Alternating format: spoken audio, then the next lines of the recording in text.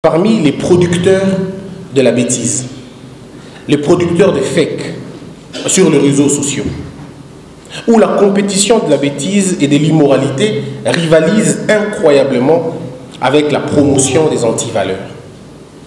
Les discours de déchirement, les prédications qui accentuent les clivages, les chansons qui dénudent nos sœurs et consacrent l'imbécilité sans gêne, sans aucune honte. Une autre question, qui sommes-nous devenus réellement? Où sont passées nos valeurs? Où les avons-nous laissées? Pourquoi les avons-nous abandonnées? Le moment est donc venu où nous devons tous nous sentir concernés par la menace des réseaux sociaux. Mais je voudrais bien dire, par ce que son usage peut créer. Il se peut que le futur guerre, si pas les présentes, ne débutent ou ne s'effacent, non plus par les armes, mais par des coups de tweet, par des posts et surtout dans les réseaux sociaux. Cependant, nous devons punir sans la moindre retenue cette composante de la société qui estime que la bêtise vaut mieux que l'intelligence. C'est à nous, c'est à vous, c'est à nous tous que revient la responsabilité historique d'arrêter cette grosse bombe avant qu'elle n'explose complètement. Les réseaux sociaux, il y en a, il y en aura toujours. Mais ce que nous allons faire de ces réseaux sociaux, c'est ce qui va compter dans l'histoire. Vous devez le savoir, chers compatriotes. Chaque heure que nos enfants passent dans les réseaux sociaux, ils s'abrutissent.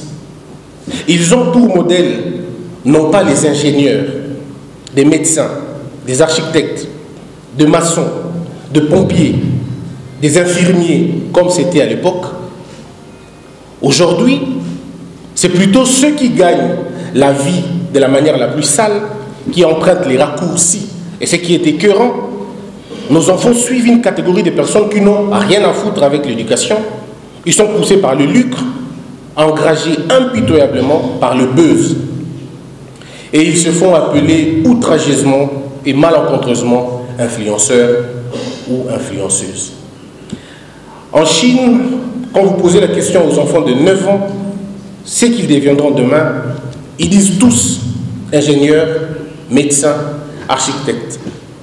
Mais chez nous, quand on pose la question aux enfants du même âge, ils disent influenceurs sur les réseaux sociaux.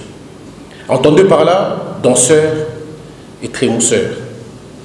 Des gens qui n'ont que le corps à exhiber et le postérieur à trémousser, vendant de l'illusion à nos enfants, sans le savoir, ils tuent la culture de la méritocratie, le sens du travail, de la persévérance, de la patience, en montrant aux plus jeunes la facilité, la fatuité, la vilainie, les futilités, célébrant ainsi la culture de l'apparence et le culte du paraître. Que de vendeurs d'illusions. Et nous constatons que la paresse gagne de plus en plus de l'espace. N'oublions pas que les réseaux sociaux ont une grande force actuellement, au point que si les bases ne sont pas fondées, c'est la déroute de nos enfants. On le voit tous, mais on ne fait rien. Ce qui devrait, en principe, nous faire mal, nous fait rire aujourd'hui. Nous participons tous, d'une certaine manière, à la naissance d'une génération déboussolée, désorbitée, qui pense qu'on peut tout avoir en croisant les bras, qui pense que l'extérieur est plus important que l'intérieur, qui pense influencer sans impacter, qui pense gagner sans travailler et avoir du succès sans se sacrifier. Une vraie, mais alors un vrai culte de la facilité et de la paresse. Dieu seul sait combien de familles ont été divisées à cause d'un tweet et d'une publication malencontreuse, des mariages brisés, des carrières politiques avortées, juste à cause d'une publication. Juste parce que quelqu'un a pensé qu'il pouvait tout dire et tout faire sur les réseaux sociaux.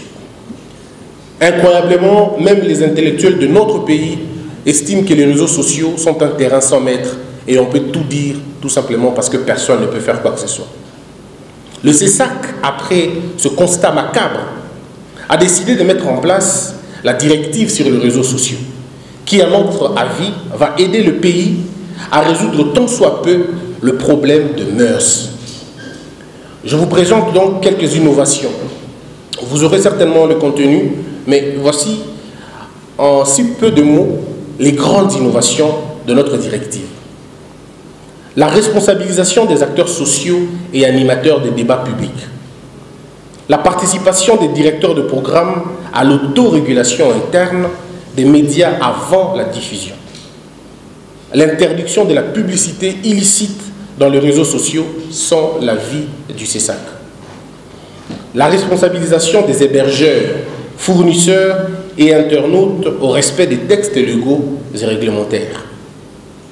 Nous appelons donc à la conscience de tous les utilisateurs de réseaux sociaux, à tous ceux qui ont de compte de bien vouloir se rappeler que désormais, avant chaque clic, avant chaque tweet,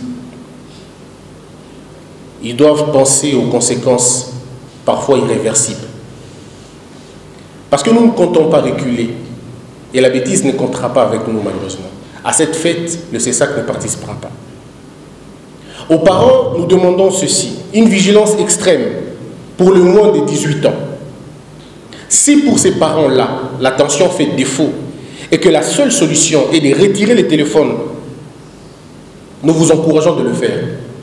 Nous ne demandons pas aux parents de priver les enfants des téléphones, mais nous demandons aux parents de contrôler les contenus des enfants de moins de 18 ans, tout simplement parce que nous estimons qu'un enfant bien éduqué, sans téléphone, est mieux qu'un enfant abîmé avec un iPhone.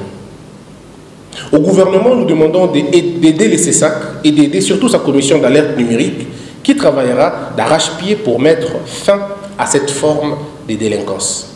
Au pouvoir judiciaire, nous demandons d'agir et d'agir très rapidement à chaque fois que les CESAC pourraient le saisir.